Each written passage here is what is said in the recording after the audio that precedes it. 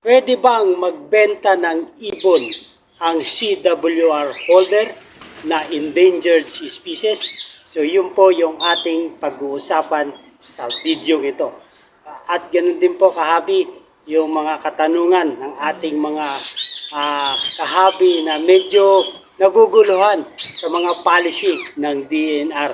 Okay po, so bibigyan natin ng konting kasagutan na isi-share natin patungkol sa kung pwede bang i-allow ng DNR ang mga CWR holder na magbenta ng mga endangered species na ibon. So ano po yung hakbang na gagawin natin?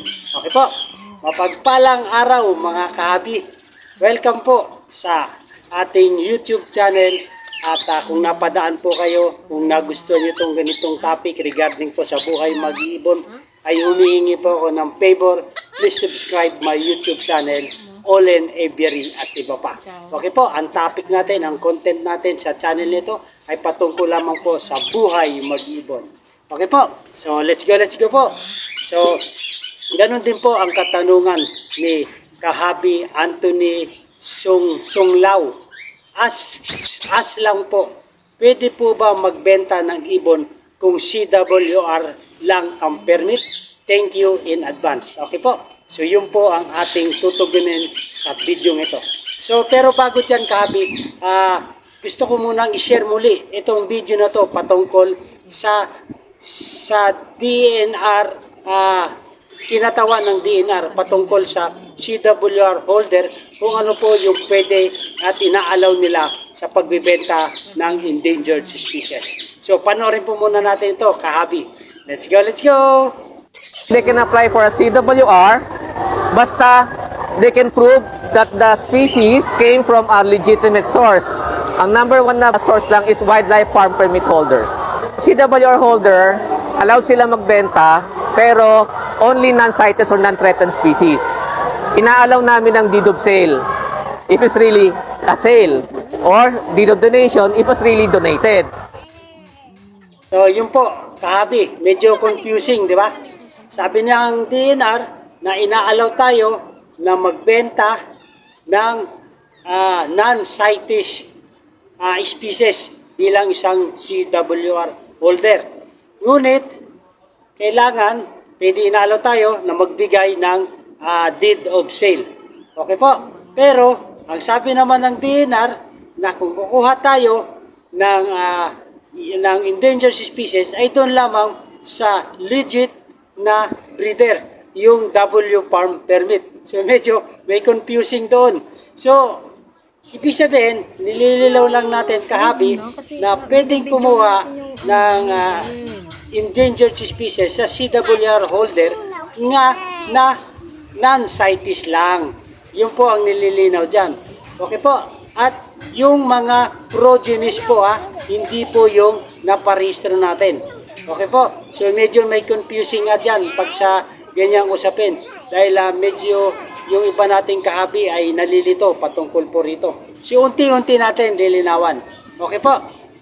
So, may mga tanong din ang ating mga kahabi. Tapos sasagutin natin para isang sagutan na lang po tayo doon sa mga katanungan ng ating kahabi at doon sa paglilinaw natin patungkol po sa inaalaw ng DNR sa mga CWR holder. Okay po. So, ang tanong po ni kahabi Jaime Manota Manungtong, bakit din nyo sabihin ang nang diretso? Ano ba ang mga non-CITES na pwedeng ibenta ng mga CWR holder? Para hindi kami nangangapa kung ano-anong ibon pwede, parang may mga W farm permit holder lang ang binubuhay nyo Okay po? So Jaime Manota, shoutout po sa inyo. So sa tanong nyo kung bakit hindi natin sinasabi ang mga non-CITES ay pwede naman po natin i-download ito or pwede nating tingnan sa Google po. I-type nyo lang po yung CITES appendices. Meron pong 1, 2, 3 dyan. Nandyan po lahat nakalista ang mga CITES appendices. Pwede nyo rin pong i-search ang non-CITES appendices. Lalabas din naman po ang mga non-CITES na ibon na gusto nyong hanapin. Kasi sa non-CITES at saka sa CITES kahabi ay lahat po ng mga animals, mga mammal, ibon, hayop. So marami po yan, 1,000 po yan. So tayo pinag-uusapan lang natin ay ibon. So so pwede nyo pong i-search doon kahabi sa Google, sa non-CITES, kung anong ibon ang gusto nyo o yung gusto nyong malaman kung ito ba ay CITES o non-CITES. Okay po. So pwede rin po natin kahabi Jaime Manotong ay ang i-download po natin ang DANR Administrative Order number 2004-62. Okay po. So doon sa section 8 mababasa natin ang privilege of CWR holder. Sa 8.5 po kahabi ay lalabas naman po yung nakalista na non-threatened species include. Okay po. Yung ito mga nasa likod ko. At include din po dyan ang Bargerigar Alps 1. Okay po. Bargerigar yung Melopsitacus undulatus. Ito po yung Bargerigar, tinatawag natin common name na parakit. Yung Alps 1, pitch-faced lovebirds, Agapornis rosicolis. Ito po yung mga non-CITES. At saka yung Kakatel, Ninpicus hollandicus. Okay po, yung Indian ringneck, Sitacula cremeri. So ito po ay mga iilan lamang na mga include na non-threatened non-CITES. Okay po, kahabi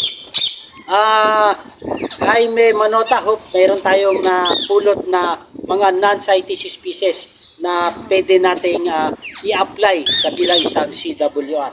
Okay po, so maraming po salamat. At ganun din po si kahabi KD Aviary. Ito po ay pwede ng comment or kanyang karagdagan kaalaman sa ating mga mag-iibon. Pwede po talaga pag non-CITES like Alps 1, Bargerigar, Indian ringneck, pinches, sapat na po ang deed of sale sa mga sapat na po ang deed of sale. Sa mga CITES po like Alps 2, di po pwede magbenta kung CWR holder lang dapat CWR holder lang. Dapat po W farm permit. Okay po. So yun po malinaw po yung advice ng ating kahabi na si KD Aviary at sa kanyang karagdagang kaalaman sa atin. Pero to be honest, madaming CWR holder nakakabenta legally through deed of donation or deed of acquisition. Palalabasin, no money involved. So nasa pag-uusap na po yan ng seller, ng breeder at saka ng buyer. Okay po kahabi. So KD Aviary, shoutout po sa inyo. At maraming salamat din po sa karagdagan na inyong na-share patungkol sa ating mga kahabi na nagtatanong patungkol sa pagbebenta ng mga ibon na CWR holder. Okay po, so shoutout din po sa inyo, Eduardo Natividad. So ito naman po ang kanyang komento. Maraming butas ang batas nila. Pareho ba si Juan at Pedro? Okay po, so ganun pa man ay meron talagang nagko-conflict katulad nung napabalita na ang sabi ng maritime ay ito ay threatened species, itong green cheek conure. Ang sabi naman ng DNR ay ang paglilinaw nila ay non-threatened endangered species, ang GCC o yung green cheek conure. Okay po, so balik natin para malinawan tayo na medyo nagkakaroon talaga ng confusing regarding sa ganitong usapin. Okay po, ito yung pinapabalita ng 24 oras patungkol sa GCC. Kung ano ba talaga ang status nito ayon sa maritime at saka ayon sa DENR. Panoorin po natin. Paglilinaw po sa aming iniulat kaugnay sa pagbebenta o nagbebenta online ng green-cheeked conure parakeet. Ayon sa DENR, hindi critically endangered ang naturang ibon. Taliwas yan sa sinabi ng PNP Maritime Group na nagsagawa ng operasyon. Pero dahil exotic at galing sa ibang bansa ang uring ito ng ibon, kinakailangan ng kaukulang permit kung ipapasok ito sa bansa para paramihin o ibenta. Okay po, so yun po. Kailangan meron tayo talagang kaalaman, karunungan patungkol sa ano bang status ng ibon na ating ibebenta. Ang CWR holder po ay hindi allowed na magbenta ng mga CITES species tulad nitong GCC.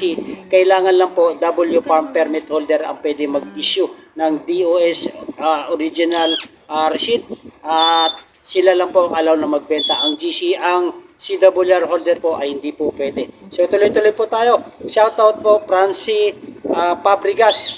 Ito po yung kanyang katanungan. Kakatail non-CITES po pero may nahuli na nagbenta. Ang labo nyo. Buisit. Sasabihin nyo pwede magbenta ang CWR holder ng non-threatened. Pakilinaw DNR. Okay po. So yun po yung kanyang katanungan. So nais na rin po natin i-share yung ating nalalaman patungkol po sa CWR holder sa pagbibenta ng kakatel. Yes po, tama po kahabi Francie Fabregas. Ang kakatel po ay non-CITES. Pwede po ito ibenta ng CWR holder.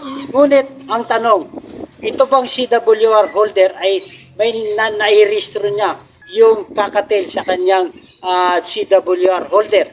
At mayroon pa itong progenies? Dahil ang inaalaw lamang po ng DNR ay yung progenies ng ating naparehistro na non-CITES na kakatil. Okay po, hindi natin pwedeng ibenta yung ating naparehistro. Although yung progenies lamang po ito. Kaya baka doon po nakikitaan ng Maritime Police itong pangyayari. So kailangan malinaw po sa atin kung bakit nahuli at kung bakit tayo bibenta. Ang ibebenta lang po natin ay yung progenies ng ating naparehistro. Okay po. So meron pang pangalawang senaryo dyan, kahabi. Baka naman, CWR holder ka nga. Pero yung binibenta nyo namang kakatil ay hindi naman nakaregister sa CWR holder. Hindi naman naka-registered sa Certificate of Wildlife Registration. So, ibang species po yung inyong naparehistro. So, hindi rin po tayo inaalaw na magbenta ng mga kakatil na hindi naparehistro. Kailangan po yung naparehistro lang. Yung hindi po nakarehistro ay hindi po natin pwede hindi po tayo pwedeng magbenta. Okay po mga kahabi. At Francie Fabregas, hope meron tayong natutunan patungkol sa nahuling CWR holder. Hindi pwedeng CWR holder tayo ay lahat ng non-CITES ay pwede na nating ibenta. Kailangan lamang po yung mga nakarehistro na sa ating CWR registration at yung mga progenies lamang po. Paglilinaw po mga kahabi, meron tayong natutunan. Kahabi, kung nagustuhan itong video na to regarding po sa buhay mag-ibon, ay humingi ako ng favor. Please subscribe my YouTube channel, Olen Aviary at iba pa. At saka pakipindot na rin po yung notification bell. Okay po, paki-click na rin po yung notification bell para ma-update tayo sa mga video na ating upload regarding po sa buhay mag-ibon. Okay po, so tuloy-tuloy po tayo. Ganun din po yung katanungan ng ating kahabi na si Dennis Aison Rivera. Sir, ang Indian ringneck di po ba ay nasa kategory ng non-CITES? Ibig sabihin po ba ay di na need ng papers para makapagbenta nito? Siya po ay taga Oriental Mindoro. So maraming po salamat Dennis Aison Rivera at shout out po sa inyo. So nais ko rin pong i-shout out ang mga taga Oriental Mindoro. Maraming po salamat sa ating mga kahabi dyan sa Oriental Mindoro. Shout out po sa inyong lahat. At ganun din po kay kahabi Dennis Aison Rivera. Okay po, sa kanyang katanungan, kung tayo ay magbebenta ng Indian ringneck, ay kailangan din po natin ng papers. So, kailangan din po tayo mag-provide ng deed of sale. Okay po, gagawa po tayo ng deed of sale. Tapos, ilalagay natin yung species na ating ibebenta at pagkatapos po ito po ay ating ipapanotaryo. Okay po? Kung isang area lamang po yung lugar na bibili ng ating kahabi ay yun lang po ang kailangan natin na dokumento, yung deed of sale. Ngunit kung ito ay sa ibang lugar po ang bibili ay ibang bayan or ibang probinsya, so kailangan po natin mag-provide ng local transport permit. Ito po na ay makukuha naman natin sa DENR. Ang magsusolder po nito or ang makukuha nito yung magbebenta, yung breeder o yung seller. Okay po. So yun po. Hindi po kailangan po natin ng dokumento para yung bibili po ay magkakaroon naman po siya ng deed of acquisition na pag ipinaregister naman sa DNR, meron naman po siyang dokumento at requirements na kakailanganin ng DENR. Okay po. So maraming pong salamat kahabi Dennis Aison Rivera. So yun po kahabi. At hope meron tayong mga natutunan patungkol po sa ating topic na pwede bang magbenta ng ibon ang CWR holder. Okay po, ulitin ko po. Pwede po magbenta ang CWR holder, ngunit yun lamang pong mga progenies ng kanyang naparehistro mga kahabi. Paglilinaw po, hindi pwedeng porket CWR tayo ay lahat ng non-CITES appendices na non-threatened species ay pwede na natin ibenta, ay hindi po pwede yun. Hindi po inaalaw ng Maritime Police at hindi rin po inaalaw ng DNR. Bagkos, ang inaalaw ng DNR, yung progenies ng ating naparehistro na non-CITES species. Okay po, hope meron tayong mga natutunan. At kung nagustuhan itong video na to, kahabi, ay humingi ako ng favor, please subscribe my YouTube channel, Olen Aviary at iba pa. Maganda ang buhay pag may alagang ibon sa ating bahay. Lalong-lalo na po kung nalalaman natin ang mga policy at rules and regulations ng DENR.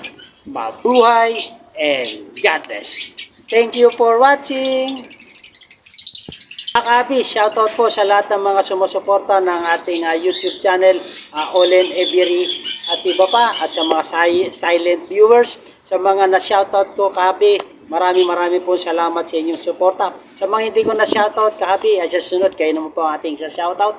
At sa mga katanungan nyo kahabi, sa marami nagtatanong sa akin, ay unti-unti natin na hopefully ay masagot natin ang inyong mga katanungan. Sa mga hindi ko nasagot sa ngayon, sa susunod kayo naman po ang ating tutugunan sa inyong mga katanungan. Maraming po salamat.